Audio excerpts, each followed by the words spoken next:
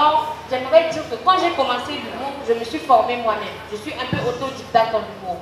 Je n'ai pas fait des ateliers, je suis rentrée comme ça parce que c'est quelque chose qui me passionnait. Quand je suivais la télé, par exemple, des séries comme Ma Famille, tout le monde suivait ça pour se divertir, mais moi, j'essayais de trouver des leçons. Comment il a fait pour faire rire? C'est ce que je faisais. J'avais mon calepin, je notais. Gorou, il a dit ça, Clémentine, elle a dit ça. Donc, c'est comme ça que j'ai commencé à travailler toute seule. Et quand je l'ai fait, il y avait un concours Comedy Battle Revelation qui est sorti et on a dit qu'il y a des humoristes qui peuvent aller rester. Moi, je ne me considérais pas comme humoriste. À l'école, je faisais rire les gens, mais ça s'arrêtait là. Et quand on m'a dit de participer, c'est à cause de l'argent. On avait dit 1 million, gagner 1 million. Donc, je me suis dit 1 million, c'est quand même quelque chose. Donc, je participe. Et je participe sans l'idée que demain, ça pourra me rendre plus grand. J'arrive au casting, je suis la seule fille. Et les gens me regardent comme si je suis perdue. Je dis non, je viens pour le casting. On dit, tu viens faire quoi ici? Je dis non, je vais participer. Et c'est tout de suite là que je me suis dit, comme on m'appelait à l'école Bluetooth, je dis d'accord, mettez le nom de Bluetooth. Et déjà ça a étonné. Bluetooth, c'est dit. Et quand je suis arrivée sur scène, j'ai commencé à faire quelque chose que moi je trouvais insignifiant. Tout le monde a commencé à apprécier. Les gens disent Stéphanie, non, c'est bien et tout. Moi-même, je me disais, qu'est-ce qui est bien? Et c'est comme ça que j'ai poursuivi cette carrière. Maintenant, les autres ont des ateliers auxquels je ne me rends presque pas. Donc, de temps en temps, je partais aux ateliers. Mais moi, j'avais cette passion-là que même si je vais le faire toute seule, je vais y arriver. Donc, je travaille mes textes seule à la maison. Et ma mère, c'est mon premier public. C'est-à-dire que quand j'arrive là, je commence à faire mes textes. Si elle rit pas, c'est que c'est pas bon. C'est ma mère qui me dit non, là ça fait pas rire, là ça fait rire. C'est comme ça que j'ai commencé à travailler. Je me suis donné moi-même les moyens d'arriver là où je suis.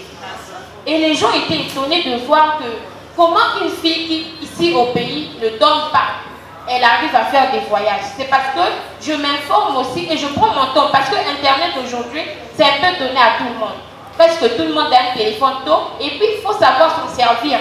Sur Internet, il y a de tout. Il y a des influenceuses comme on voit. Mais il faut savoir quels sont les modèles que vous suivez. Est-ce que ces personnes-là sont vraiment des modèles pour vous? Pendant que les gens regardaient des influenceuses qui se dénudaient, moi je regardais ces personnes-là que je trouvais qui avaient réussi. C'est M. Gorou, c'est Maman, ces personnes parfois qui sont parties de rien et qui sont arrivées à un certain niveau. Et j'ai commencé à m'inspirer.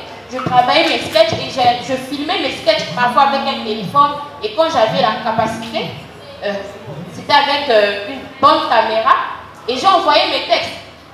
Mais sinon, à l'étranger, quand j'envoyais mes textes, j'ai commencé à voyager. C'est de là que j'ai commencé à me faire un nom. J'ai commencé à me faire un nom à l'international, mais pas ici.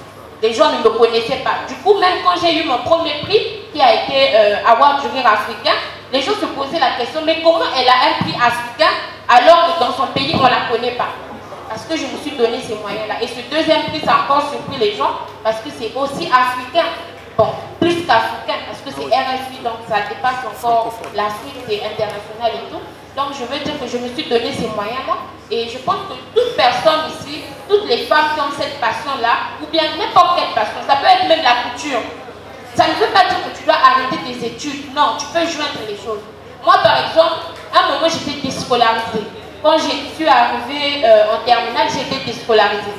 Parce que mon père trouvait que c'était impossible de payer les études d'un enfant qui ne veut pas écouter. Pour lui, écouter, c'était de partir à l'école sans joindre quelque chose. Moi, je me suis donné les moyens. J'ai dit que je vais avoir le baccalauréat avec mes propres frais. J'ai commencé à faire de l'économie. Ce qu'on me donnait pour manger, j'ai mis de côté. J'ai dit à ma mère, tu ne vas pas payer mes études, je vais les faire moi-même. Et quand j'ai atteint une certaine somme, je me suis présentée en tant que candidate libre. Et Dieu merci, je suis arrivée, j'ai eu mon bac. Et j'ai jamais été en terminale.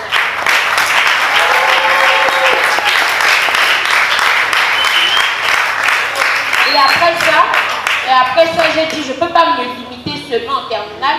J'ai un but, je dois l'atteindre, c'était d'être journaliste. Ensuite, j'ai fait ma formation et là, j'ai eu mon attestation, donc je suis aussi. Merci.